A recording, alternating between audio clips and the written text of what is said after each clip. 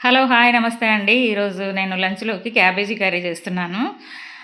కళాయిలో నూనె వేసి ఆవాలు, జీలకర్ర, మెంతులు, పచ్చిమిర్చి, ఉల్లిపాయలు, అల్లం వెల్లుల్లి పేస్ట్ వేసి వేయించాక క్యాబేజీ వేసి ఉడకబెట్టానండి కాసేపు. తర్వాత సగం ఉడికాక కొత్తిమీర వేశాను.